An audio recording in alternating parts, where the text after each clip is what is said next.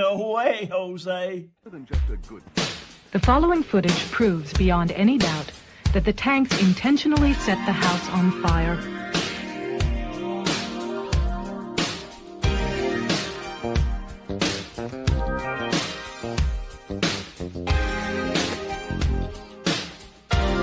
It proves that the Branch Davidians were murdered.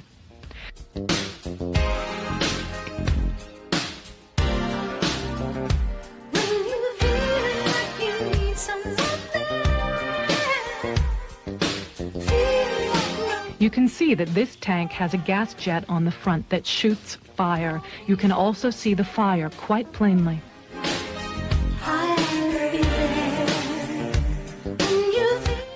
The tank goes into the house twice, and each time as it backs out, the fire at the gas jets is plainly visible.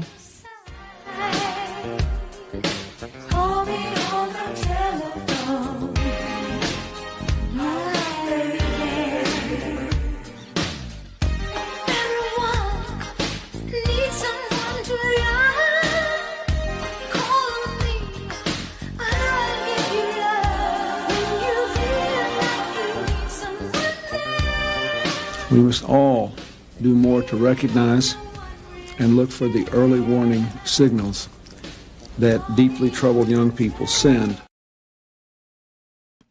Good morning. This is the No Way Jose podcast. You are watching The Morning Dump, and today's host is Jose Galison, myself. What is up, people? How are you doing? It is February 10th, 2025. I have some news to go through with you guys today. Sound off in chat. Make sure I sound good, look good, all that good stuff. I should be good. Let me double check on my end. Yeah, it's showing on my end we're good, but let me make sure you guys let me know I'm sounding good. But while we wait for people to roll in here, I do want to take a moment to remind you guys that today's episode is brought to you by Nadeau Shave Co. If you're tired of that razor burn irritation, those ingrown hairs caused by deep penetrating multi-blade cartridges, then this is the way to go. You can return to the Shill Shave and shave just like your grandpa used to. Whether you're shaving your entire face or edging up your beard, the single blades give you a barber grade shave for a fraction of the price. The standard issue gives you one traditional safety razor, as pictured here, and a box of 100 stainless steel razor blades. That puts you out about $75. Now that's going to last you, that's supposed to last you a year. Now let's be real, it's probably going to last you a lot longer unless you're shaving on the daily or almost daily. And if that's the case, you may want to consider the Quarter Shave Club. The Quarter Shave Club will put you out about 25 cents per replacement blade. He's also got shave lathers over there. He's got 3-in-1 body hair and face soap stuff too. Great stuff, feels good, smells great. I really dig that stuff. Now it's also a COVID mandate refusing company. So let's roll through this real quick. This is a superior product in multiple ways. It's a better product, for your face. It's a cheaper product. Like, you're going to get a smoother shave, and it's going to jack up your face a whole lot less, and it's going to be a lot cheaper. And then on top of it, it's from a company that doesn't hate you, supports your values. And then, last but not least, you can get an additional 10% savings if you use code Jose at checkout for your order. But with that, guys, let's go ahead and get back into it. Let's check in with you guys, see what you guys have to say. What's up, Voodoo? We got Voodoo's here saying hello, friends. Tommy saying good morning. Nignogs. Uberladen 69. Ooh, I love that. That's a nice name. I dig that, Uberladen. And then Tom saying, all good. Hell yeah, Eddie's here. The whole morning crew is running in. The poo crew, the morning poo crew, where everyone's rolling in right now. But all right, well, we paid the bills, so let's get into some actual content. I know we got everybody here. Let's go to check out what's going on in like the anti-war type sphere. So let's look over here. There's a few of these stories I want to go through with you. Obviously, I do want to always recommend you guys go check out Dave DeCamp, or just go read these stories. Check out Dave DeCamp. He covers all of these. I'm not going to cover it like Dave because I'm only going to cover a few select ones that caught my eye. There is, I thought it was kind of interesting. The Saudis, I guess, had a pretty hard, how do I put this? A pretty strong retort to claims between, I guess, Netanyahu and I think even us. Some like the Trump people were kind of implying the Saudis might take some of these Palestinians, and they resoundingly said no. I'll just read the statement just because I thought it was kind of funny, because Saudi Arabia is typically kind of perceived as a bit of a vassal state in some ways, or vice versa to us. So it is kind of funny to see them like buck them like fuck you, because I mean they still are a Middle Eastern state that still has people within their state that are not going to take well if they kind of just fall in line perfectly to the extent of like actually taking in Palestinians and facilitating the move or facilitating the involuntary move. They have a lot of political L's to take. Essentially, it's not a good look for them. So it's just it's funny that they bucked back in this way. But the Saudi Foreign Ministry said recently that it stresses its categorical rejection to such statements that aim to divert attention from the continuous crimes committed by the Israeli occupation against the Palestinian brothers in Gaza, including the ethnic cleansing they are subjected to. The kingdom affirms that the Palestinian people have a right to their land and they are not intruders or immigrants to it who can be expelled whenever the brutal Israeli occupation wishes. So I just thought that was kind of funny. In kind of a cool, because I just think people might just assume like, oh, you're gonna fall in line with us, and they're like, no. I mean, so it's looking more and more like I don't know what is going on with this. I mean, one of the stories here, just quick and short of it, there was a poll that came out, and I guess it's 13% of people. Obviously, I don't know. I'm not going to go into specifics on how they were going out polling, but I don't know. This seems to kind of comport to my understanding of the world. Is about 13% of people are saying it's a good idea, which is not good. That is not a mandate from the people by any way, shape, or form. So this is one of the things I'd say we did not vote for. I know there's a lot of people who are all excited about a lot of things Trump had been doing. Go, yes, we did vote for this. This is one that kind of didn't. This is, even with as much of people known him to be a hawk at times, this is kind of pushing it. The idea of that we're going to own over in Palestine. I still don't. I still think it's probably some sort of negotiating tactic, but it's kind of a retarded one. I guess the other, there's two more that I kind of want to go through for foreign policy. There are reports coming out of Israel that Netanyahu's planning to try to sabotage the truce in multiple different ways. I'd be completely unsurprised if that does happen. So it's bummer. But the main story I did want to cover today is there was confirmation. This is from the Cradle. An ex-Israeli war chief confirms issuing Hannibal Directive to kill own civilians, soldiers on 7 October. So this is a higher up. Apparently, it has already been confirmed multiple times before that this is a thing that happens there. But at least particularly in this skirmish, I guess skirmish is probably not the right way to put it. But in this ordeal, I guess this is kind of one of the higher up ones. So let's look through this real quick. Former Israeli Defense Minister Yoav Gallant so the defense minister himself has acknowledged ordering the army to use the Hannibal Directive to kill Israeli civilians and soldiers during the Hamas attack on 7 October 2023. And I don't think he's going to get into the specifics on when and where. I know a lot of people presume, particularly when you look at the Nova Festival and you look especially like the parking area with all the vehicles that just look like they had been, I don't know, maybe like bombarded with a helicopter or something. A lot of people have some thoughts on that. It looks like that may have occurred there. But yes, he confirmed it. The distinct thing here too is that's different about this recent bits of Hannibal directives. I think this is probably one of the more public examples that of an exposure of this happening. Usually, it's kind of people plead ignorance or denial when it comes to this.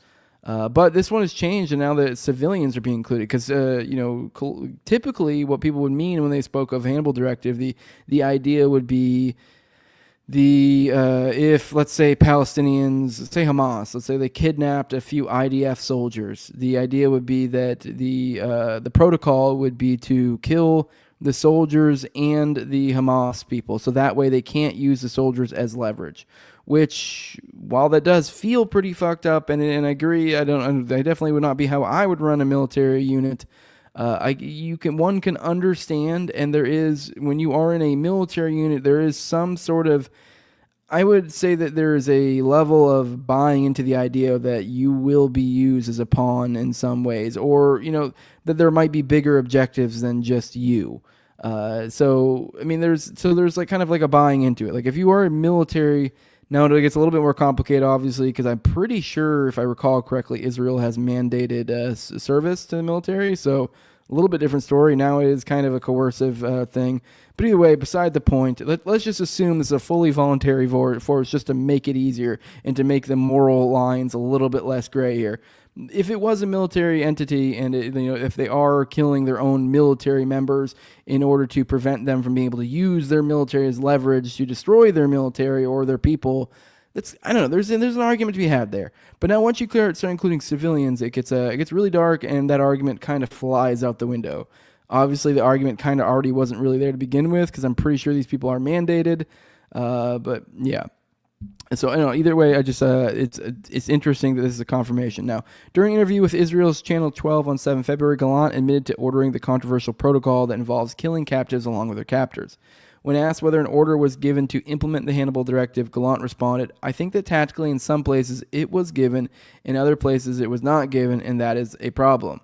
I mean, the way that's worded is a little bit, I don't know, what the hell does that mean? You mean it's a problem that wasn't used or that it was used? Here's a clip of him, I guess, saying it. Oh, sorry. Let me turn that down a little bit. It's a little loud. I got to translate. So it says, was the order given to use Hannibal Directive? I think tactically in some places it was. In other places it was not, and that is a problem. I mean, obviously it's literally exactly what I just read for you, so I don't know. I guess you can kind of look at it for body language. Any idea? So I don't know. Even then, this is kind of stretching to call it a confirmation. I mean, I guess it's. Let's be real. It kind of is a confirmation, but you could use legalistic language and say, "Oh, that was I was just saying I think," and you're like, "Well, you're the guy that should know." So, I mean, we're going to take this as a confirmation, but it is weird. What does that mean? That's a problem. Israel claims Hamas killed roughly 1,100 Israeli civilians and soldiers during its attack on Israeli settlements and military bases on 7 October as part of Operation Al-Aqsa Flood. Now, let's imagine some of those weren't Hamas. What number would it take for you out there in your head to go, oh, this many is Israel, to when you go, oh, well, maybe now we don't justify all this awful things that happened, huh? Oh, would it have to be all of them? Would it 50%, 25%, 75%? What is it? And I don't know. I think it kind of and it might see a little bit maybe a slightly darker perspective to the Hannibal Directive. Maybe it isn't only just so they can use leverage. Maybe it's also so they can kind of in real time essentially pull off essentially a real false flag. Like, oh, this really did happen, but we're going to amplify these numbers big time, so we can justify a fuckload. However, Israeli forces killed large numbers of their own civilians and soldiers during the attack.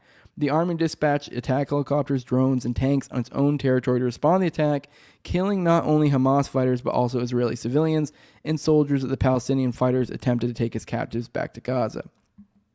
Israeli helicopters also killed Israeli civilians at the Nova Festival, which took place during the Rayim military base. Gallant also criticized former police security minister Itamar Ben-Gvir for his provocative storming of Al-Aqsa Mosque in Jerusalem, stating it was like detonating the situation, which that was. A lot of people don't realize this was something that preceded it, and it's like a huge mosque to these people. So, I mean, a lot of people, oh, this was unprovoked. It's like, no, for one, like even this aside, like the idea that anything that happens in Palestine or Israel or whatever you call it, which is essentially just occupied Palestine, anything that happens there is like an aggravation, like is a response, like it's an ongoing conflict. Like it's like conflict going on all the time.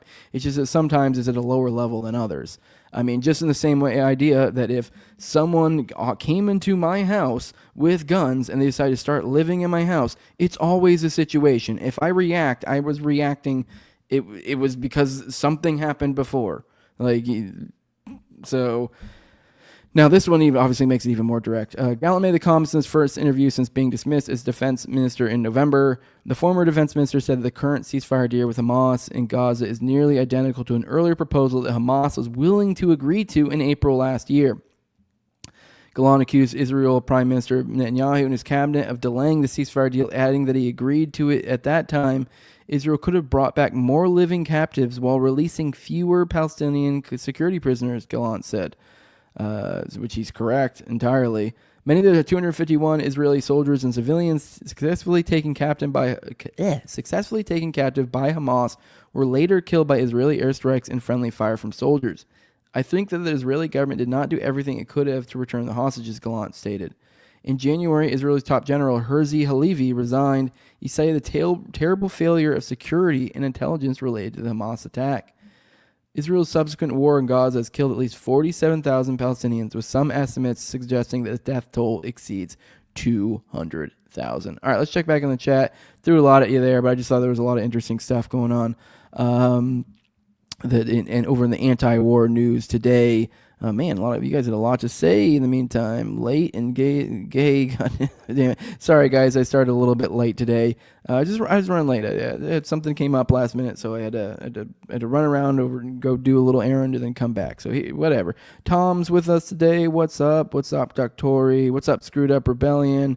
And saying Saudi is Trump's largest donor. Also, is it his largest donor? I know Miriam Adelson gave him $100 million, so I don't know if you'd be able to say he's his largest donor or not. I'm not sure. Either way, it is a big donor and they are a big player. So seeing that we're in a situation where no one's essentially willing to go along with this plan, and we're also dealing with people that don't want to move anyways, kind of rock in a hard place. I really don't know what the end goal is here, other than returning to hostilities. And I mean, are we really going to try to pretend to be Captain Sabaho and really do some sort of operation to try to get these people to move and play it off, and maybe, I guess, borderline force these people to move, but then play it off like we're being the good guys? I don't know. I mean, especially since he keeps framing this as we're going to have nothing to do with anything. Then it's bizarre. So Dr. Roy said, I read this plan pissed off everyone in the Middle East, making them all the most united they have been, or unified they've been in decades. I use the same method to make my football teams unify when rebuilding a program. I mean, there is something to that. I mean, I keep shitting on it, but it is just such a level of retarded gambit to throw on the table. It is just like, I struggle to see it as anything other than retarded, but it is like one of those things that are like, yes, okay, maybe he is pretending to be retarded, but maybe pretending to be retarded somehow works here. I don't fucking know. We'll see. I guess maybe I'll eat my words later and be like, that worked and something cool came of this. But I really don't know what the fuck I mean, unless that was like, I mean, I guess you could make the point that he was just trying to piss them off, and the idea is to create this, go be so flagrant and make such flagrant proposals that essentially the reaction, everyone's like, oh, look, Trump's not getting the reaction. Maybe that is the reaction he wants, but I don't know. Now we're getting to 6D level, Chaz, and this just feels like a ridiculous level of cope for me. I don't know. But we'll see. Maybe I'm wrong. It's really hard to say. Voodoo says Merrick Garland was appointed state attorney general in charge of the OKC case by Janet Reno. Sure was. Yeah, we've covered that multiple times on the show. A lot of people don't know that. That is true. A lot of people don't know that. A lot of people don't know he also met with Hillary Clinton the day before the trial, and he had literally a day in, like you flew into D.C., flew back out, like a day in and out type deal. So yes, he definitely. And then he also was diverting attention from John Doe 2 and all the other shit. Yeah, he's a lizard person through and through. That's for sure. Some name some schism says you love it. I love you too. Thank you. Thanks, Jose, says Voodoo. I've been listening on Spotify. Hell yeah, dude. Make sure to leave a 5-star review while you're over there. Helps a lot. Also, guys, make sure you leave a like while you're here. He's saying dead men tell no truth for sure. Got the day off, boys, from Eddie. Hell yeah, dude. Drink a bunch of beers. Hell yeah, dude. Don't drink too many, because beer is not good for you and it's a waste of your time. But hey, whatever. If it makes you happy. Oh yeah. Hey guys, how did the Super Bowl go? I don't even know who fuck won. I didn't watch it. So yeah. I mean, let you guys know, is there anything in there worthwhile from like my perspective, from like me being the parapolitics guy? I know there, between all the, and it was a halftime show with Kendrick and a lot of people shit on that. I don't know. Maybe there's something to dissect there. You guys let me know if there is. I mean, I can look into it, but I don't know. I missed that large social event that everyone's involved in. Not to throw any shade. Everyone have fun, do your thing. It's just not my thing. All right. Elon gave double the amount that Adelson did. Saudi prince was on Tucker's prod recently. Okay, well, shit. Well, there we go. Well, shit. I guess the real Jews were the Elons we met along the way, huh? So that's interesting that Elon gave him more. Trump said he was pressuring the Arab countries to find a solution. I don't know, maybe he's pretending to be retarded to make them not be retarded, and then they buck Israel. Maybe just 70 chess. I don't know. It just feels like too much.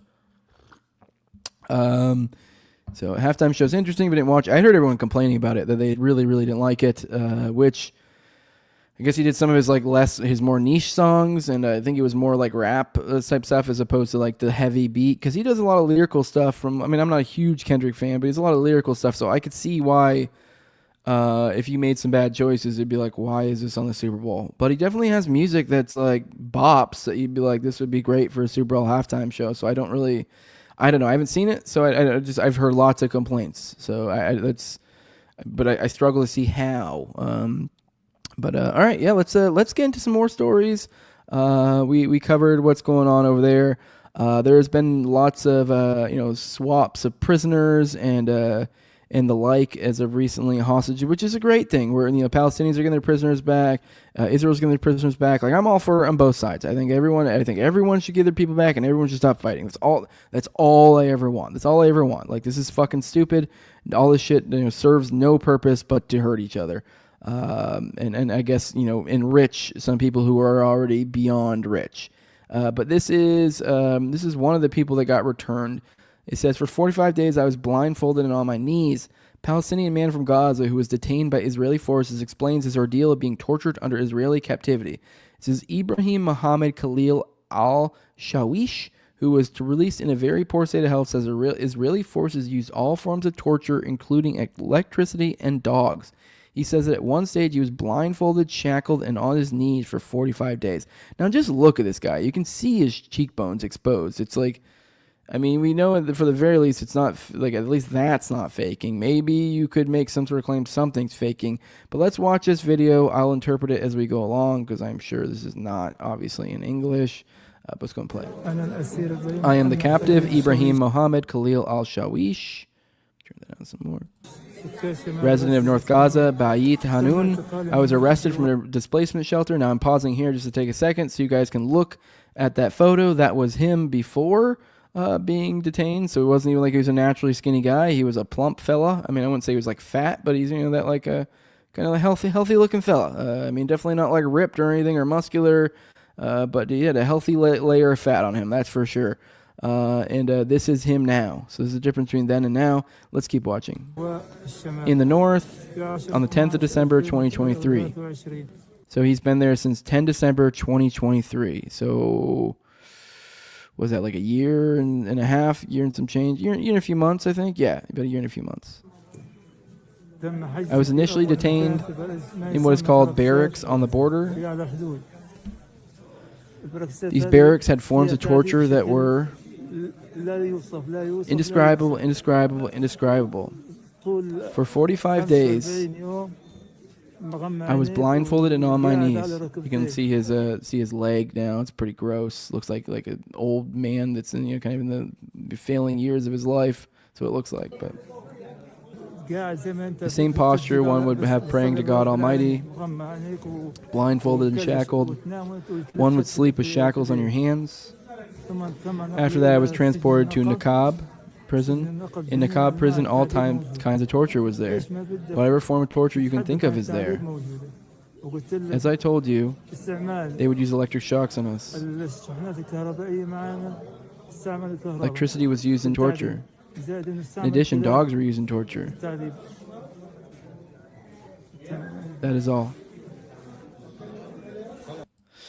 Yeah, fucked up stuff. And I guess to top it all off, though, the key point I brought to the story that caught my eye is I guess they're trying to hide away from this. Now we have Ali Abu Nima, I can't even say that name, a director of Electronic Intifada, author of One Country in the Battle for Justice. I'm going to give him a follow.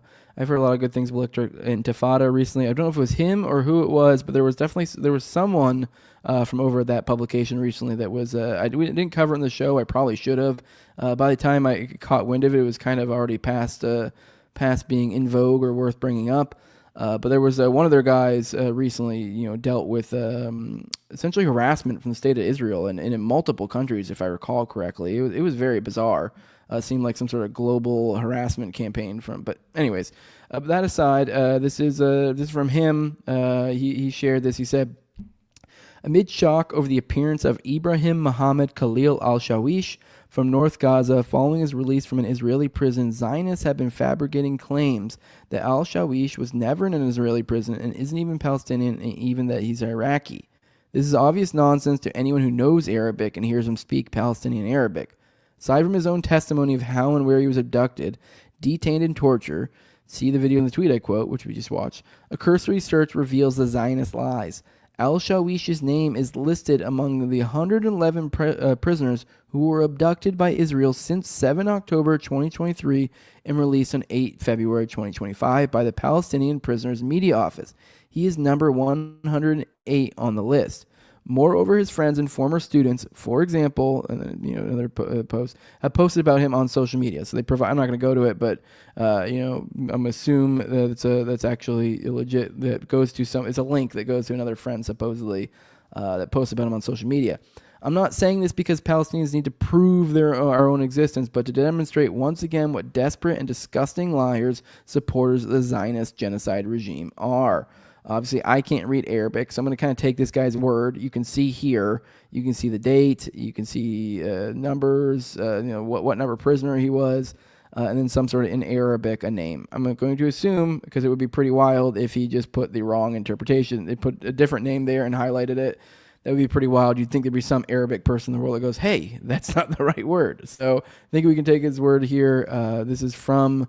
it looks like they're trying to lie that this guy's wasn't even from that. They're trying to, this is a common thing, which to some extent I can kind of understand, because it is like most people don't pay attention to this stuff. They don't get into the minutia, and so for decades, the type of stuff that gets out into the world is, look at what the Palestinians are doing. Oh, they claim they lied about this, they lied about that. And anytime, someone out there goes, oh, well, look at the Palestinians dying here or starving here or this happening to the Palestinians or this with the Palestinians, you go, oh, well, they find either, anecdotal examples of in the past of this having been of someone faking or exaggerating a situation, or they just flagrantly lie about that being the case and saying they're lying about that, this negative treatment of whatever it is in this example. And that just ends up what's getting leaked out to the world. So the world's impression is like, oh, these Palestinians, they're just trying to do these crocodile tears. Well, meanwhile, they're the ones doing all these awful and don't get me wrong, I'm not saying that's like that Hamas is great and doesn't ever do anything and the Palestinians never do anything bad. That's retarded. It goes both ways. But it is kind of wild, the audacity of Israel, especially when you become aware of the degree to which things get twisted. How often ungodly, awful stories they will a lot of times look at complete, like I know, for example, the anecdotal story. I remember there was a story that went around for a while, and I don't know if it was related to October 7th or what, that there was something about a Palestinian supposedly throwing a Jew in an oven or something. Well, come to find out, apparently that was like something that had happened. I forget, it wasn't like during October 7th, but in some previous thing. But that was actually, that's literally a thing that the IDF did to like actual Palestinians. So you're like, whoa, what the fuck? Like, what is it? We're in like bizarro world when you get into Palestinian Israel, because the type of information that gets out to the world is kind of a lot of times the exact inverse that ends up being the reality. But I think the things are changing, with the landscape of media now. So it is interesting to see that. I don't think this is their propaganda is going to work much longer. So. During the Nakba, Eddie said, I think you're right. I think it was during the Nakba. That was during like the 67 shit. I'm not sure. So, all right, let's pop back in here. Everyone's talking shit about sports ball. Yeah. Hey, no, people can enjoy things. Kendrick basically did all songs about Drake being a pedophile, just roasting him during the show. Great. Hell yeah, dude. I did see that I did see a tiny clip of him saying doing the pedophile thing, which I was like, hell yeah, that's pretty dope. I'm calling Drake a pedophile to the world. And then the whole audience singing, the whole auditorium singing along with it. That's pretty sick. Yeah, wow, dude, look at this, dude, versus the hostages Hamas release. I haven't seen any of the hostages, but anytime I have, it is like, you do see a lot of the anti-Zionist people parading those around and going, oh, look how great they are. These people love them. And I don't know, some of that stuff does get kind of caught up in like a borderline Hamas worship. And you're like, but there is definitely something to be said. Like, I don't know, they seem to be treating them fairly nicely. That's my impression, is that, which makes sense. Hamas it would make more sense for them too. to treat these people well. Like, they don't really get anything out of, savagery here. I mean, they get more out of them using them as a political tool and treating them well, actually. So, everyone's still talking about football. Yeah, someone says he looks like a survivor from those camps the Allies starved by bombing all the German railways infrastructure. Yeah. Yep. But yeah, I mean, starvation's got to be one of the worst possible tortures. Yes, for sure. Fucked up stuff. So everyone's talking shit about that in the chat. We're fine with closet homo sports ball and just don't. Okay. Yeah. All right, guys, let's get into. This is something from Boltzmann Booty. I just thought it was funny. Well, I guess there's something to it too. So apparently Netanyahu has a U.S. Social Security number associated with 4 different names: Benjamin Netanyahu, Benjamin Netai, John J. Sullivan, and John J. Sullivan Jr. And his file is classified confidential, suggesting he at one point worked for the FBI or CIA. Now, I would also add to that, this is one of Boltzmann's older tweets, so I mean, I don't know, maybe he didn't, this is like a year ago. Maybe he didn't word it perfectly, like maybe he meant to say with, but I don't know, we're going to read the excerpts, and maybe there is more reason to, for the 4. Yeah, I don't know, that would make me think maybe he used to be Hamas, or not Hamas, Mossad, or something along those lines. So, all right, let's go to read this. I just found it funny. Here we go. Nevertheless, Netanyahu's files differ from those of most U.S. citizens. The Israeli weekly Hayir reports that 4 requests for credit approval appear in U.S. Social Security file number 020364537. Under each request, one finds a different name: Benjamin Netanyahu, Benjamin Netai, John J. Sullivan, and John J. Sullivan Jr. One man, 4 names. Benjamin Netanyahu is the name Israel's current prime minister was given at birth, and which he now uses. In June 1973, during his studies at MIT, Netanyahu submitted a petition to the Boston court asking to change his name from Netanyahu to Netai. I prefer a shorter name, he wrote in the request form. The petition was approved, thus the second name has an explanation. The last 2 names, however, remain a mystery. Furthermore, the address attached to these names somewhere in Malibu, California, does not exist. Who then is John J. Sullivan? Goran and Berkovich, this is a different excerpt, then attempted to examine Netanyahu's Social Security file, but were denied access. They did, however, find out that Netanyahu's file has a different classification than most. They were denied access not merely due to the 1974 Privacy Act, but because the file had a confidential classification. Goran and Berkovich have explained that such a classification only applies to 5 categories of people: those who work for one of 3 federal agencies, FBI, CIA, IRS, or those who are considered to be terrorists or criminals. Since it is unlikely that Netanyahu fits the latter 2 categories, or that he worked for the IRS, it appears that he was on the payroll of a security agency, the CIA or FBI. All right, there you go. I guess that backs up the point as opposed to the with. I guess they're saying this only really happens in this case. Now, I guess maybe you could make the case that he could get so in bed as a Mossad to where the extent that he'd basically be on the payroll, kind of working for both. But that is interesting, but also a little bit unsurprising. And by that, a little bit, I mean a lot unsurprising. It's kind of assumed that's where he's coming from. Yes, it's BB's an FBI agent. LL, yeah, that's who he works for. Yeah, for sure. Now, let's be real, it's Mossad, but it is still wild. Someone's asked me if I eat REI. I don't know what REI is. What's up, Fendelander? Good to see you here. But yeah, it is wild. Looks like he is a Fed, and I mean, who the fuck is surprised by that? I sure am not. It's kind of one of those, like, let's be real. I mean, we all kind of knew you were a Fed. We just don't know what flavor of Fed you were at some point. I mean, you look at the leaders of Israel; they all have weird pasts. So, I mean, this one being a Fed, I don't know. That's on the lighter end. I mean, what was it? The first one was literal. There were multiple that were literal terrorists, like and terrorists of the worst kind, like that did awful things, awful things. All right. Now we're gonna just want to follow up on this. I mean, literally all I basically am showing you is, once again, here's Elon. Here's him quote tweeting Terrible, which is just some, I guess kind of an engagement account, I guess you could say. Elon Musk is considering to have Ron Paul head up an audit of the Federal Reserve, and then it's just kind of a picture of Ron Paul and Elon, obviously like a grok type thing probably. with the Doge thing in the back, and Elon just quote tweeting saying this will be great. Like we talked about it yesterday that this was thrown up, but he's still amplifying this message, which is interesting. Which it seems to be. I mean, Elon doesn't really ever say anything that's at least not in tweets that are ever like, oh my god, what a great insightful tweet. It's always just wow, or this is great, or oh can't wait, or oh wow, oh yes, it's like shit like that. So which is.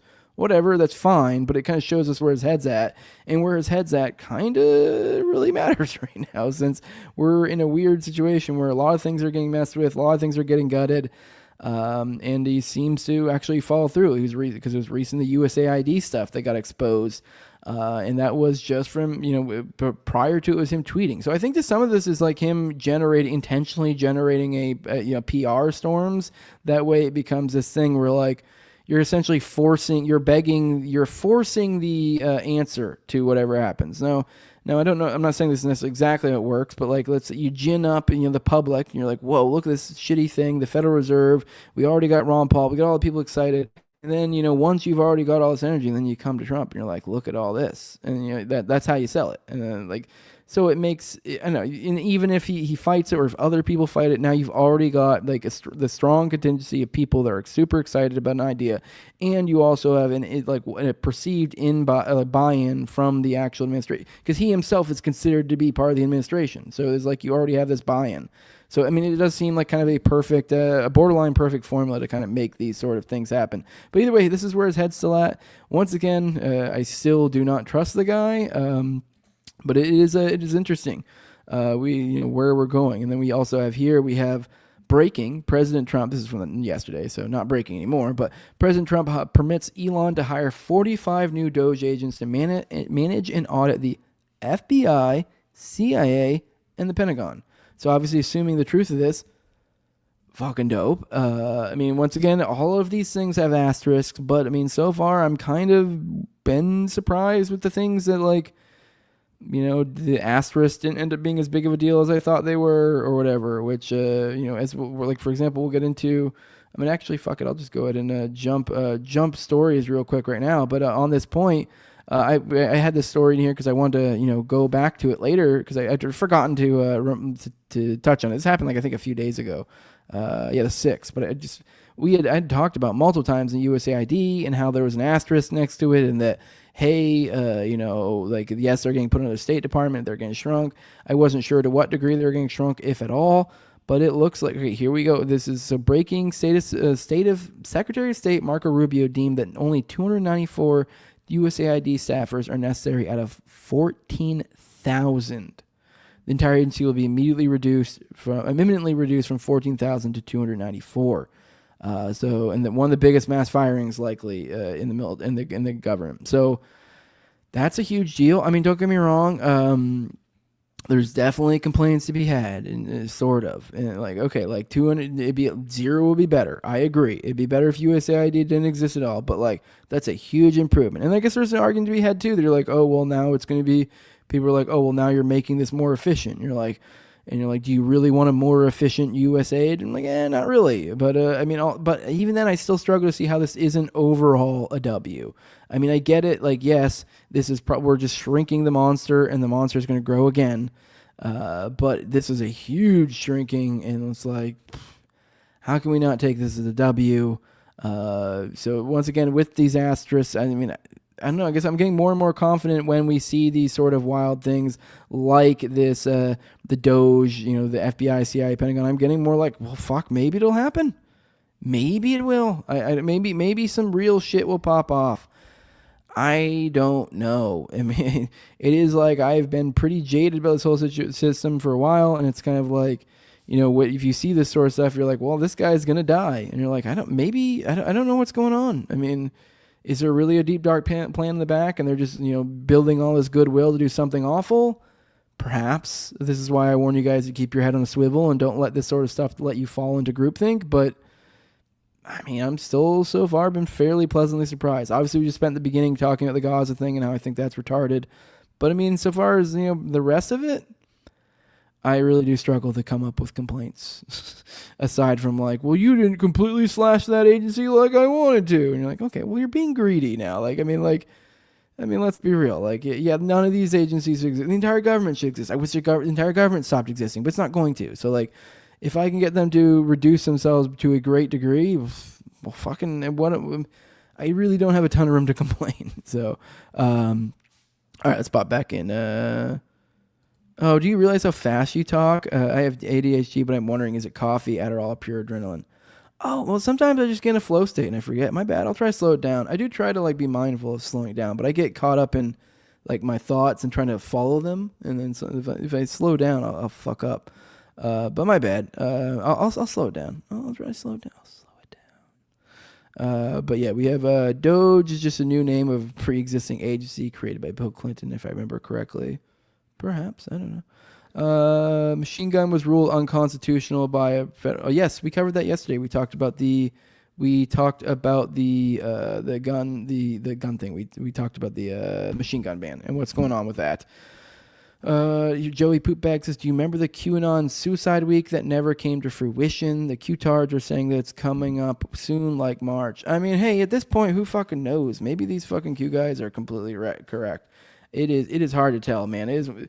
We're living in a wild timeline where it's like, man, wild shit's happening. So you're like, who knows? Maybe they will they'll fucking perp walk out Hillary and take off her fucking skin mask. Who knows? I mean, we're in a weird time. Do I think so? That's gonna happen? Probably not.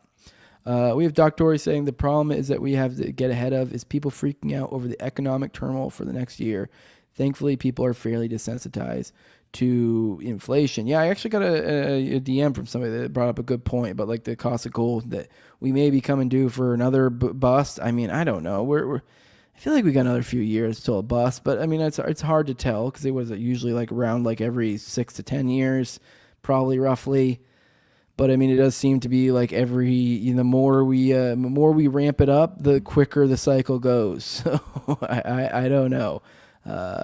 Tyler disagrees, says the fast talk is great. Vlad says talk faster, we get more content in. Yeah, aren't you guys able to slow down the time too? I mean, I know people speed it up. A lot of people like to speed up. So yeah, I don't know. Okay, well, do you guys want faster or slower? Just tell me. I'm probably just gonna do it faster anyway. It's just out of habit. Here's something from Dr. Tory I saw that he shared out there. So I figured, I'd bring it up. And this is the post-millennial. He says the Trump on Elon Musk. He's not gaining anything. In fact, I wonder how he can devote the time to it. He's so into it. And Dr. Tory says, because he understands if America's economy collapses, it's going to send the rest of the world into pure chaos, and he will never get to Mars on time. Now, there's like some point to that. That there obviously no man's an island, and he lives in this economy, so it makes sense that Elon would be like, I don't know, I have things to gain from it. But let's play this. But the people, look, I ran on this, and the people want me to find it. And I've had a great help with Elon Musk, who's been terrific. Bottom line, you say you trust him. Trust Elon? Oh, he's not gaining anything. In fact, I wonder how he can devote the time to it. He's so into it.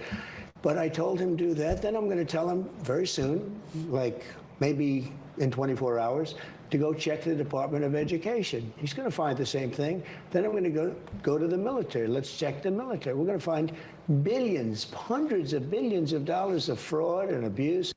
All right, now a couple things to say. Obviously, I love this energy, the idea that like, hey, we're going to keep going. He seems to be completely on board with it. Now, I do want to push back against the idea of he's not gaining anything. Now, this reminds me a lot of the nonsense you'll hear about anyone. Like, you'll hear people going on about Elon and it comes to free speech and X, and they'll kind of just like, they'll get down on their knees, they'll unzip a zipper, they'll kind of, open the fly, like that type of stuff. There is truth to it, but, and they'll be like, oh, this guy has nothing to gain. He came out of nowhere and he saved the world. And now we have free speech. And like, this was all just such a selfless act. And he's such a beautiful person. And I don't know. I get a little sick of it. And it's like, maybe he's just that much of a benevolent soul that he's just like, I'm going to do all these things out of the goodness of my heart. Or did he not realize that, hey, there are things to be gained here, and these are big things he was doing, and there are things to be lost as well, so they are gambles, but such is the nature of a lot of business things. I think that, maybe when it comes to this stuff specifically, it's a little bit more abstract, the sort of gain he has, but at least specifically when it comes to, like, Twitter, that's probably the best example, and people will point to that. I think he has a lot to gain from that. He's talked about before about like, I believe he's made implications about wanting to be kind of like an everything app, and looked at like I've heard talk about like kind of looking at what was it, the MeWe, Asia's app, and like he kind of talks about like kind of wanting to expand this. He's also like kind of had he's been working on AI, so this is kind of like one of the greatest databases in the world. But point being is it's not a perfectly selfless move, and that's fine. I'm Mr. Pro capitalism. I am so for capitalism. I am for people turning profits, but don't play this stupid game where you go, oh well, he's just the greatest person ever, and he's just doing this because he's so fucking cool, and he just loves us all, and he wants us to tuck us in at night and give us smooches in the foreheads. Like, no, he's a human being who has profit to gain, and that's great. I mean, if we can make profits align with good things, that's awesome. And that seems to be kind of maybe what we're seeing. But at the same time, you also do need to be aware that this is a human being who has things to gain, and maybe keep an eye on those, because you never know when those things might not be aligned with the sort of we may not align with what we want. So it's a good thing to keep your eyes open. But either way, I do think I think this is cool. I still think it's cool. I just think people should still not say retarded shit like that, basically, because I think that can possibly in the future lead to negative consequences once you start falling into that line of thinking. All right, let's fall back in to the chat. So Screwed Up says America has 3 times more oil reserves than Saudi. Yeah, it'd be cool if we started tapping into them. And more natural gas than almost anyone with a developed economy. Yes, for sure. Eddie says, when I was active duty, we always joked the Navy's core values are fraud, waste, and abuse. The whole military's core values are fraud, waste, and abuse. So I'm assuming you were Navy, so that's why you said it. You're making fun of yourselves. So Dr. says, Elon is definitely gaining a lot. Government contract out the wazoo. Exactly. Now, this guy's now the point man for any government contract. It's like, yeah, you're like, and to be fair, it's like it's cool. You're like, it's a reward for doing a lot of these cool things, you could say, to some extent. So it's like, whatever, I get it. But don't tell me that it's like this guy doesn't get anything out of it, because it's like, no, fuck you, he is. You're just trying to sell me on some propaganda and to fall in line with anything these people do, because they're such great, beautiful people. And you're like, no, this is just a person. I can agree with them and disagree with them. So, all right, let's pop in. Here's another one from one of you guys. Black Guy. He says, the octopus of global control is now a conspiracy in fact. Skippy is in on the act. Make this rhyme. The last two don't. You almost had it. You should have made the next 2 lines rhyme. The former PM's think tank got close to $500,000 from USAID through a network of shady NGOs. All right, now once again, this show I kind of raw digging into stuff. One of you guys shared something. So, what did I get myself into? All right, so this is a thread. So we're gonna parse this all out together, because I didn't really know what the hell he was talking about. But I just brought it up because he tagged me and he's one of my peeps. Kevin Rudd needs to be fired ASAP, a thread. So here's this fella with him next to Biden. And then the Asia Society, Kevin Rudd, is president and CEO president. He, 984, 200, 222. Now I have heard people that I keep seeing these little infographics get shared around. And now I've heard rumors that the compensation thing is flawed, in that that might just show their overall amount of money, and that not the exact amount that was received from USAID. But them being included there implies that they received money from USAID. I don't know. I've heard tell, because I don't really know what I'm looking at when I look at this. This is some sort of tax forms, I'm guessing. But I don't really know what I'm looking at here. So I just see 984. I know a lot of people jump to thinking that's what he made. Maybe he did. I don't know. I haven't really. Maybe you guys in the chat could actually tell me. I know some of you guys are a bit of tech nerds, so that might be something you know better. It says, in light of the USAID scandal, look at this: 984, 222. Why? And he says another one: 650,000 from Epstein. Now this is Kevin Rudd caught up in a Epstein donation scandal. It says former Australian Prime Minister Kevin Rudd has been forced to address revelations. Oh, there we go. Okay, I didn't even know who the fuck this guy was. Makes sense that there were kangaroos now. This is a former Australian Prime Minister. Okie dokie. And he's been forced to address revelations that his think tank received $650,000 in donations from sex offender Jeffrey Epstein. All right, so now this Kevin Rudd guy has a think tank. So this is his think tank. Okay, got it. I'm piecing it together now. This Kevin Rudd guy has a peace tank, or think tank, which is what I think that Asia one that we talked about a second ago. It has received at one point $650,000 from Epstein, and then it is also, I mean, I don't know how we parse out this information, but 984,000 is, I guess, kind of what we can assume and that is to his ASPI, or we can call it the Asia Society, I believe. So this is his think tank. So here we go. Taxpayer money on a lavish pride party. So here is someone clipped him. Australia's U.S. Ambassador Kevin Rudd has come under fire for spending an eye-watering amount of taxpayer money on a lavish pride party in Washington, which included a prominent drag queen entertainer. Shocking cost of Kevin Rudd's $20,000 pride party come to light. Honestly, I mean, $20,000 for some sort of hoity-toity party. I mean, the whole drag queen's a little like salacious, and what are you doing? But like, I don't know, $20,000 for some sort of formal-ish party in Washington. I'm not astounded. I mean, I don't know. Obviously, yeah, it's a waste of taxpayer money, so I agree with that. But I don't know. I guess I was expecting it to be like way bigger or something. But yeah, that is definitely, that's bizarre. So they're saying taxpayer money. So whatever, he's using up a shitload of money. So he doesn't like U.S. President Trump. Why should he even be in this position? Does that help Australia's U.S. relations? Now, I don't want Kevin Rudd representing Australia. It's time for him to be sent home to Davos. I mean, Australia, that's this guy.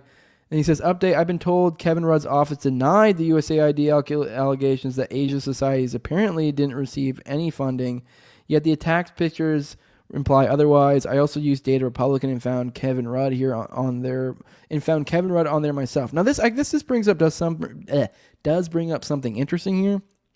I have been hearing tons of claims of people that, all these things that, there will be these pictures, that I was just showing you of what looks like the compensation received. And then the individuals make, claim that, no, this is nonsense. This is complete not true. I've heard this multiple times now. Now, I don't know where this information is sourced from, the degree of the certitude of any of it. So, I mean, or if these people are just bold-faced lying. It just seems like it'd be kind of wild if a bunch of them were just bold-faced lying. I mean, I guess maybe if you're just really in a spot where there's no denying it, maybe your best move is to just straight up deny, because it's like, I don't know.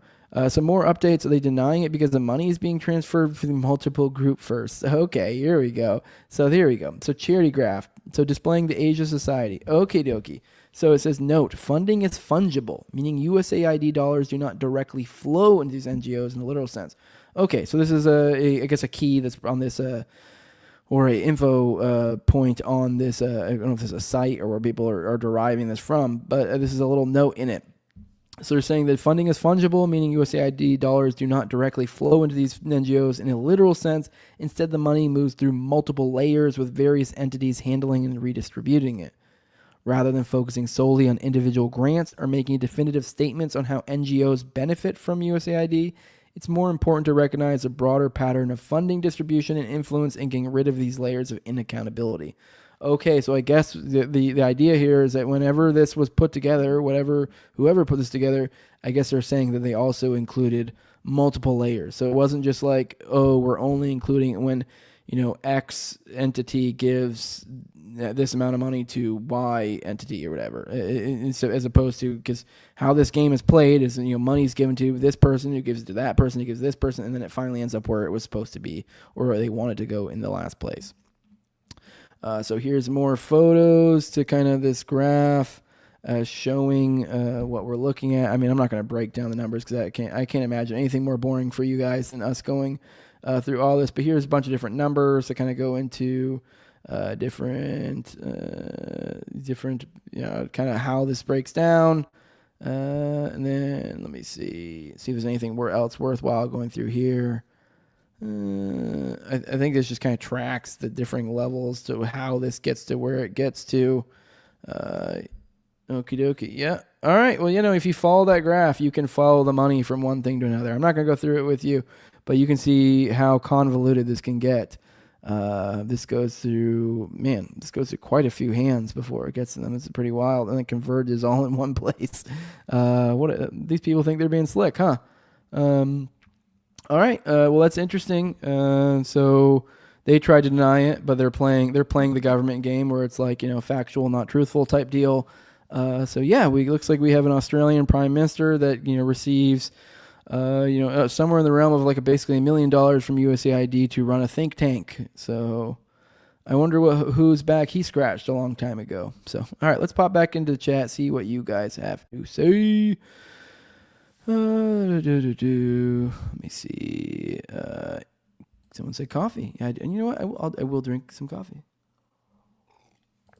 Dr. Roy says Asia Society is a global nonprofit organization founded in 1956 by John D. Rockefeller III. Oh, dedicated to understanding Asia and its role in its world. From so you just pulled that from AI. Okay. Oh, that sounds perfectly like a normal charitable organization. I'm sure there's nothing untoward going there. Seems all on the up and up, and all going to. Yeah. Hey, what's up, Sadie's? PGR. What's up? Yo. Voodoo says, I'm already sick of this yay controversy. It's a psyop, plain and simple, meant to waste our time and distract from resisting important things happening right now. A chew toy for retards, if you will. I kind of somewhat agree, sort of. Honestly, like, I've been simultaneously really interested, or really enjoying this latest batch of yayness, while also being kind of not interested in, if that makes sense. Like, it's lowbrow humor for me is what it is right now. Like, it's great. I've been reading them and I'm like, this is hilarious. Like, his tweet about fat bitches being sexual offenders, hilarious. Absolutely hilarious. Like objectively, like, so he's been cooking and he's been a lot of fun. These are great tweets. These are hilarious tweets. Like, if you're the kind of guy that like giggles when you hear Kash Patel say "sand nigger" in Congress, like, this is like, you love this and I love it. I'm loving it. But I will say, it's like nothing interests me aside from that like lowbrow, haha, that's funny. And then it's like, so it's literally just like I read, haha, that's funny, and then I move on. That's it. It's like. And honestly, it is kind of in some sense a chew toy for retards. And like, honestly, all the people biting on it, I'm like, oh, free speech this or this, like, really even just getting involved in that conversation to some extent, one way or the other. I guess it depends on the degree to which you involve yourself. Like, who fucking cares? Like, who fucking, what is he doing? Like, sure, if they actually did try to ban him, I'm like, that's not, like, you shouldn't do that. But like, at the end of the day, like, okay, cool. He's saying nigger and Hitler and this and that. You're like, okay, laugh and then move on. I don't get why all these serious people in the world need to make this a serious issue. Like, it doesn't. Like, he's already proved he's kind of not a very serious person, so just stop treating him seriously. I don't know. I mean, like, it'd be like if my kids just did wildly, like, if they, like, I had a 3-year-old and like they started reporting news on the wild shit they did and everyone got all upset about it. And you're like, guys, it's a 3-year-old. Like, just when it says fuck, just laugh, because it's objectively hilarious when a 3-year-old says fuck. Like, I mean, maybe don't laugh around them because it'll encourage them, but like, I mean, what do we, just enjoy it for what it is? I mean, that's all there is to it. I don't know. Why this needs to be this big, huge thing is kind of, it doesn't feel like a big thing to me. It just feels like fun. So, all right. Yeah, he's getting old. Yeah, he's getting old. Yeah. So, yeah, I mean, it's like, it's fun. It's fun. I'd love to see him go on some interviews, talking some shit, but now like everyone's doing that gay thing where he goes on interviews and they're like, I think he went on some like Rampage Jacks and somebody else and was like, we're not going to platform certain types of talk. Like, they're just being like, kind of like their struggle session fags. And like, just have fun, people. Like, I mean, you don't have to agree with like if Elon came on and was like, say I had him on Tower Gang and like, and he was going on about Hitler or this or that, I would just go with it. I'd be like, yes, and like, because I mean, that's a comedy show. If I had a serious show, I mean, I might like ask follow-up questions, but I wouldn't like get upset. You're like, okay, this is what the dude thinks. Who fucking cares? All right, why do you like Hitler? What do you think he did? Okay, all right, well, that's an interesting thought. Next question. Like, it's not that big of a deal. I just think people need to grow up. Everyone needs something to be upset about, and it's kind of, I'm getting really old. Like, you're getting really tired of it. I don't know, like, just. Like, anyone like, oh, this is awful. Then you take away his Twitter. You're like, why do you care? I mean, I will give one small little bit of credence.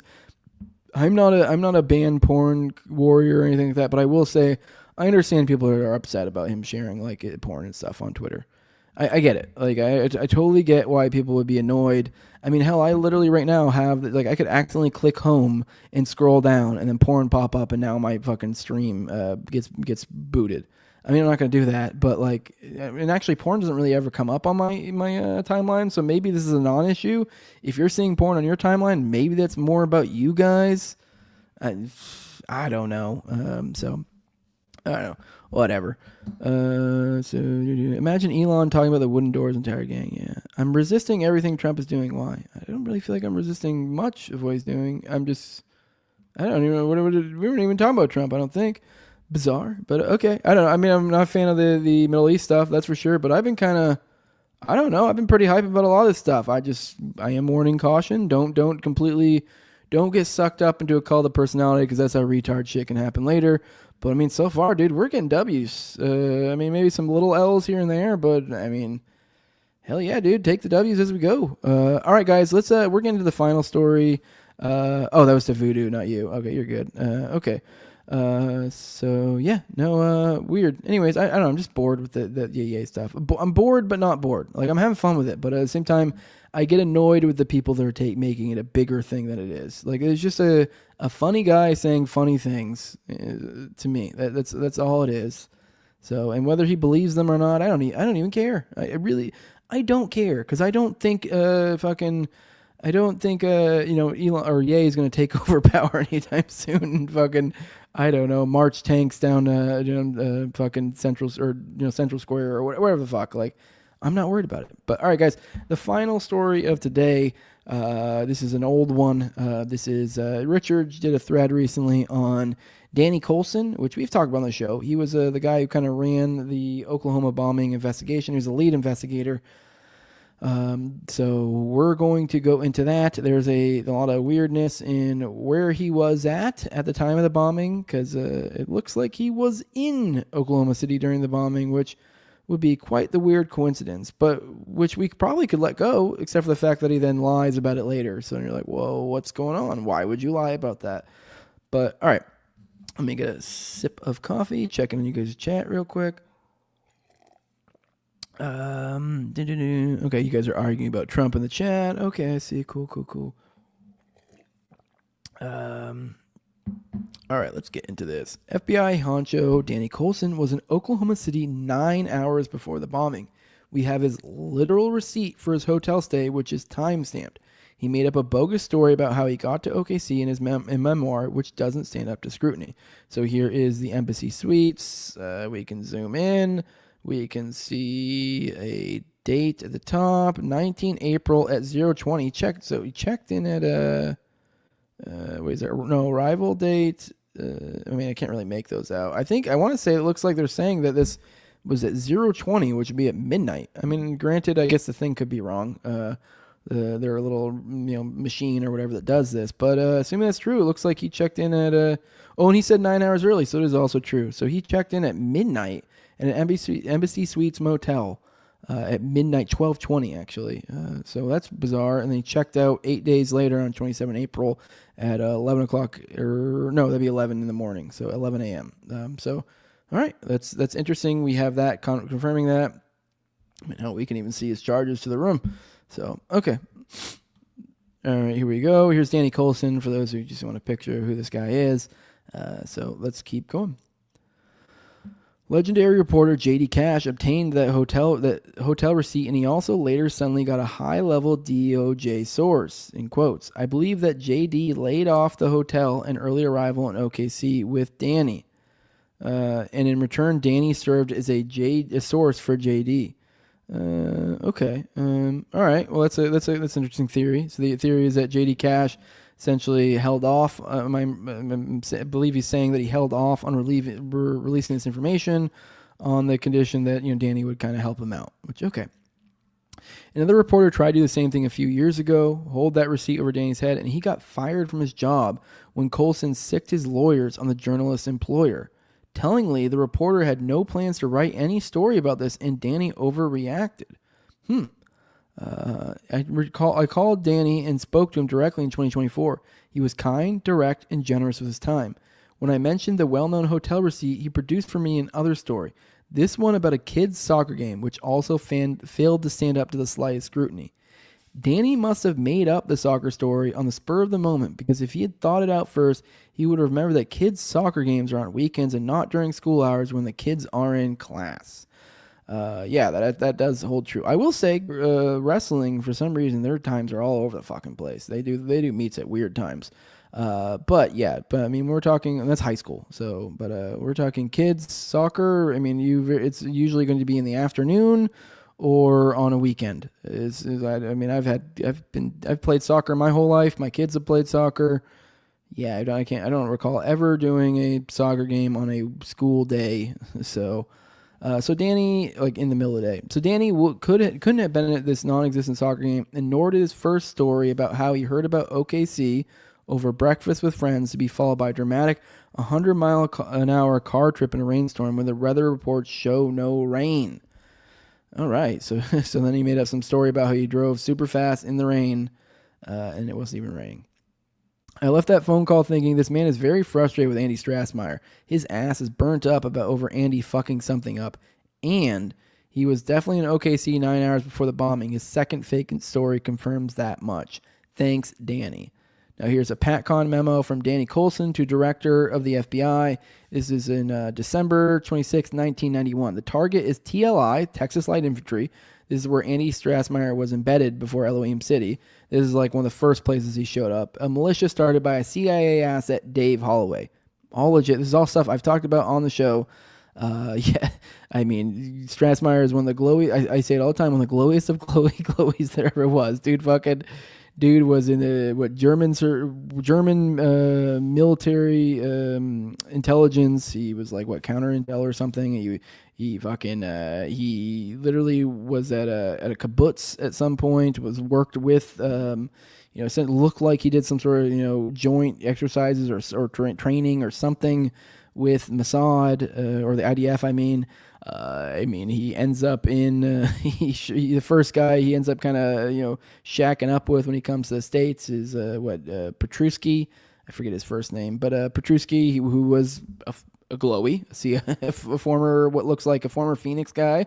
And then this guy then sets him up to go to Texas to be part of TLI with Dave, or sends him over to Dave Holloway, who's another CIA asset. Then he leaves Texas Light Infantry because the story is that he did some. They saw him trying to go into a federal building using the keypad. Some of the people in the militia there essentially caught on to the fact that he was a glowy. And then he later ended up as the security director of Elohim City, where he then changed out like basically all their normal semi-automatics to illegal, automatics and other similar type weaponry. So yeah, dude glue like the sun, very much glowed.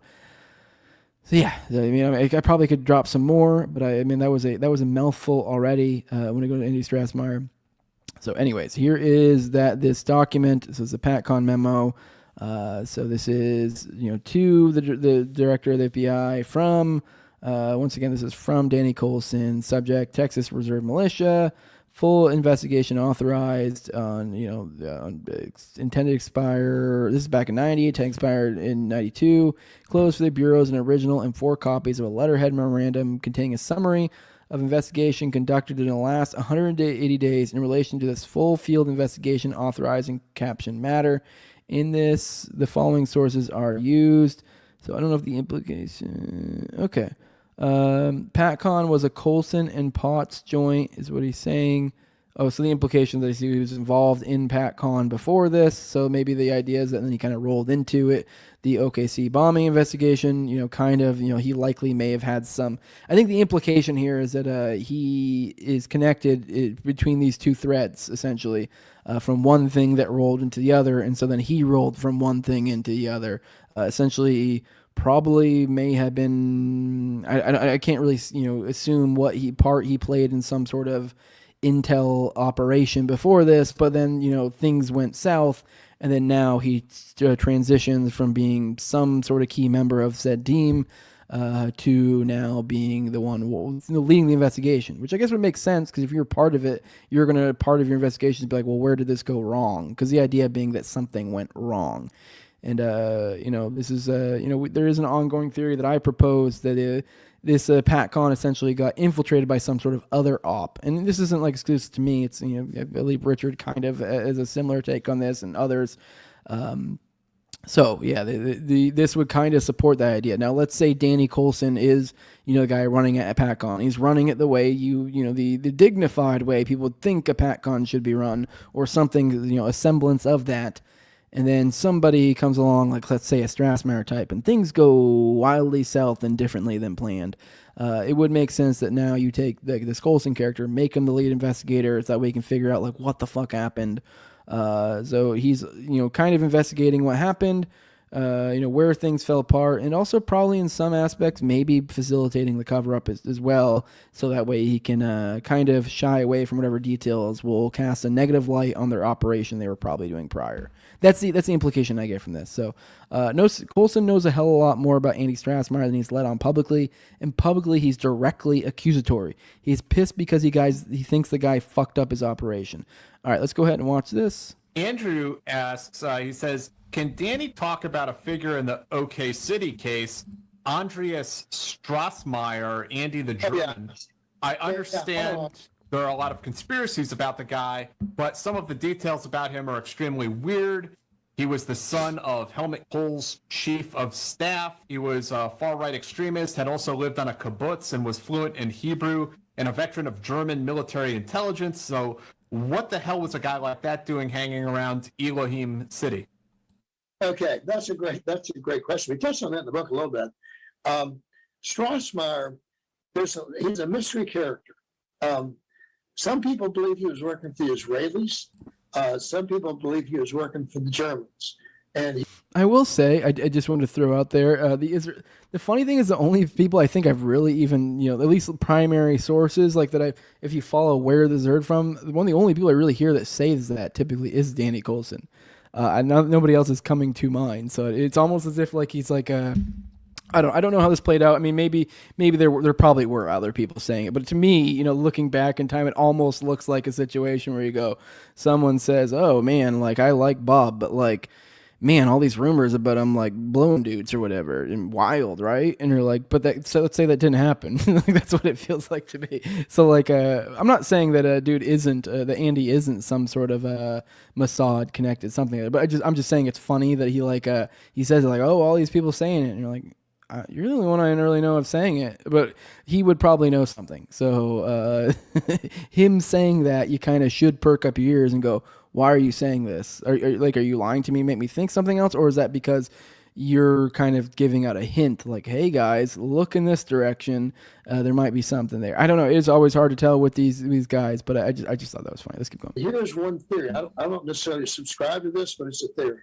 And that is that we were not serving well the German government in dealing with their neo-Nazi problem over there, because we had it here too.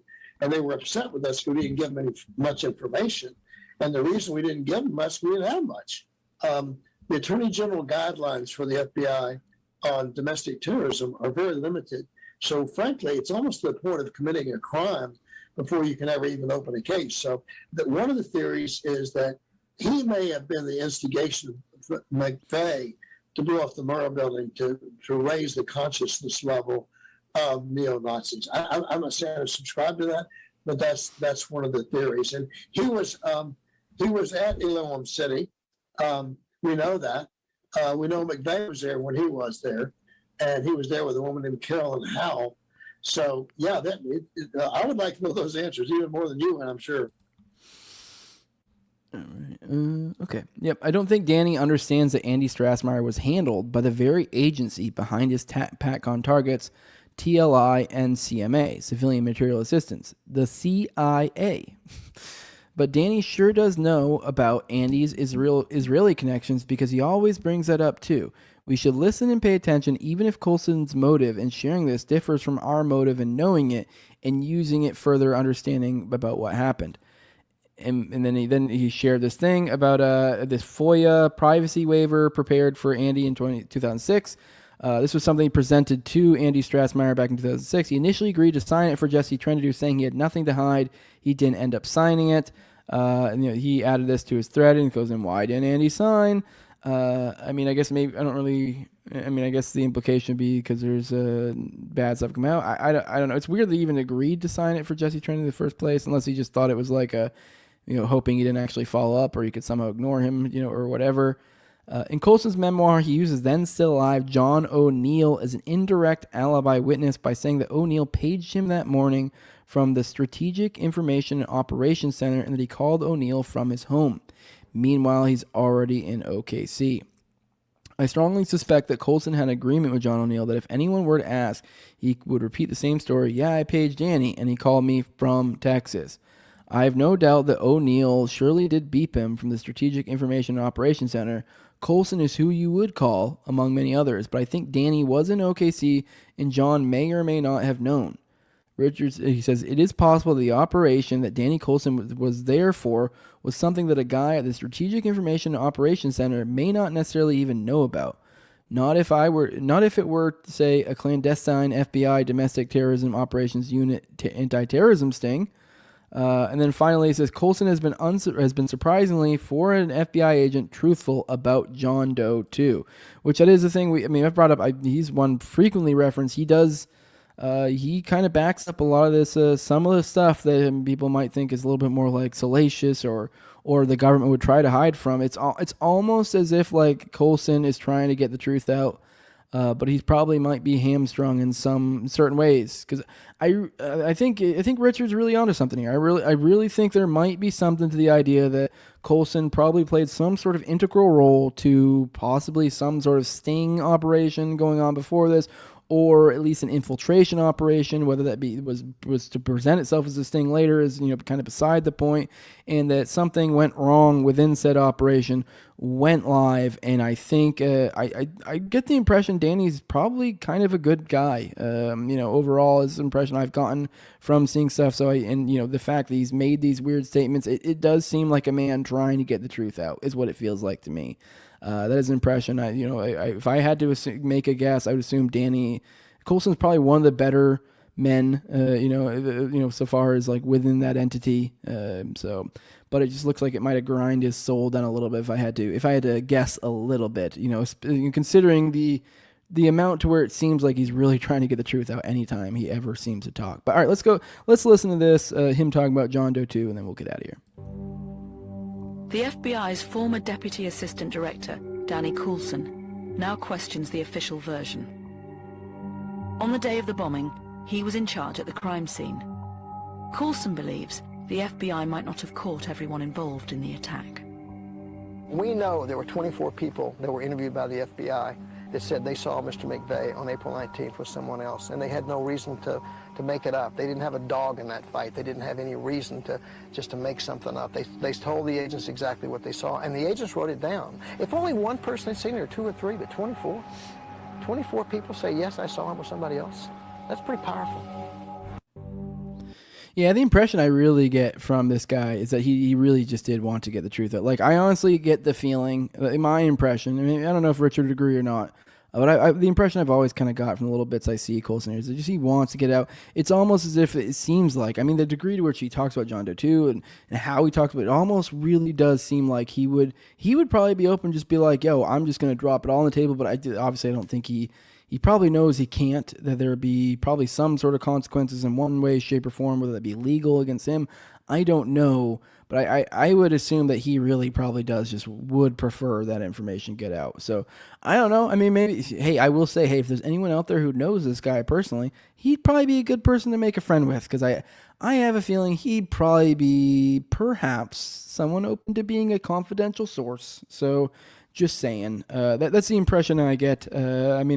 I don't know where this guy's living, so if any of you guys do, say if he's lives in your neighborhood, I don't know, you should strike up a conversation with him, get to know the guy, because we might be able to get some real information out into the world. But yeah, that's all we got for today. Let me pop in the chat, see if there's anything else worthwhile going through here before we get out of here. If you guys want to get any sort of rumble rants in the last moment, now is the time. Man, it's just mostly you guys just arguing. Man, it was Think, Change, Repeat, saying, hey, good morning. Everyone's arguing about Trump, and every trending topic will have at least one woman trying to exploit the algorithm. like the Super Bowl trend. Scroll down about 3 posts and there's 3 vaginas in a row. I really don't have that issue, and I've never done anything particular to prevent it from happening. So I don't get a. Oh, see, I got to drink some coffee. This coffee told me. Yeah, so everyone's arguing about whether you're black pilled or not, and so okie dokie. Alien Big Cat, what's up? Well, all right, guys. Well, let me scroll through here, see if there's anything you guys. Oh, you're good. It's okay. Thanks for showing. No, it's okay. You guys argue away. I'm fine. I'm getting the algo boost while you guys interact with the chat. That's fine. If you guys want to argue about Trump, you guys go right ahead. You have fun. I don't care. I mean, it does make it a little weird to find any chats, but whatever. I gotta see where you guys' head is at. So Somnambulism Schism says non-binary on government paperwork started during Trump's first run. Well, return of the king. So here we are. I think we're going back on that. We're not gay no more. With that meme. But yeah, I guess we're just gonna get out of here, guys. I think I scrolled the chat. Looks like we got through all of it. I did just last night record another episode of the Vegas series. We're going to be doing another one on Thursday. We went through the timeline this time around, the timeline leading up to the shooting. So we went through that. The first episode was like the basics, the characters. Now we're going through the timeline. Next episode, we'll probably go through the timeline of the shooting itself, and then maybe probably squeeze in some other stuff in there. This is going to be a long. I think this is going to be a fairly long series. So I'm looking forward to it. I have a good guest, knows his shit. But yes, I do want to remind you guys, if you want to support what I'm doing, you can do that over at patreon.com/nowayjose2020. The lowest level is $2, and that gets you access to those early episodes, like I just told you with that episode, the Vegas one that's available right now. That's not going to drop publicly until Friday. Then also you can get an ad-free RSS feed. So if you do like listening on audio and you don't like the ads, then the low level of $2, and now you can get a link there that you can add it to your whatever your favorite podcatcher is, and you can have an RSS feed, an ad-free RSS feed there, your exclusive RSS feed. So you could also be listening to the Vegas episode right now. I already have that up. But also you could be a talking head on Already Dead with me and Austin, which is every Tuesday at 9:30 p.m. We have another one tomorrow, so pop in for that. I'd like to see you guys start showing up more for those. I get you guys who message me and DM me and tell me all these cool conspiracies, but you guys don't show up for the video calling. You pop in to tell us about whatever crazy thoughts you guys have. I'd love to hear from you guys, but that's $2, and you get that StreamYard link to where you can pop in on those. But the highest levels of my sponsors, I read them off every episode. I'm my co-host on Targeting at Targeting Toad, also have at AbrogateDs, at ZOVRACK, at _Infazeal. They also have Tim Tuttle at Jolly on Cleeble. Make sure to give him a follow. He's my video editing guy now, too. So we expect a lot of that shit coming here in the near future. Then Will Bell, his delicious blueberry rabbit eye wine, the big fan of the show, Torrin May, and then at INWARD Lover, because we should all learn to look inward and learn to love ourselves. And I think the world will be a better place if we all turn into inward lovers. With that, make sure to like, share, subscribe, comment, all the good stuff. If you're watching this on one of the video players, leave a like. If you're listening to an audio podcatcher, go leave a 5-star review. It helps us a lot. Me and Austin are trying to build some stuff this year, so help a brother out. Let's boost this bitch up. Let's go. Follow me on Twitter at TargetGangJose. That's where you guys can tag me and stuff if you want me to bring it up on the show. I'm pretty responsive to you guys. So with that, tag me if it's something worthwhile on the show, something current events, conspiratorial, old, new, whatever. Likely I'll bring it up. I usually do, but like, share, subscribe, comment, all that good stuff. We are out of there, bro. How much for a cat? For legal reasons, I'm not saying. Shoot me a DM or something. Just saying. So you're okay. I'm here for that Vegas, so thank you, Jose. Hell yeah, dude. Go hop over to patreon.com. There's no way Jose 2020. Give me some money for that sucker. So I'm popping in, just checking in and see, you guys got a lot of talk there. Thanks for the show. Man. All right, guys. Later, everyone. Bye. Deuces.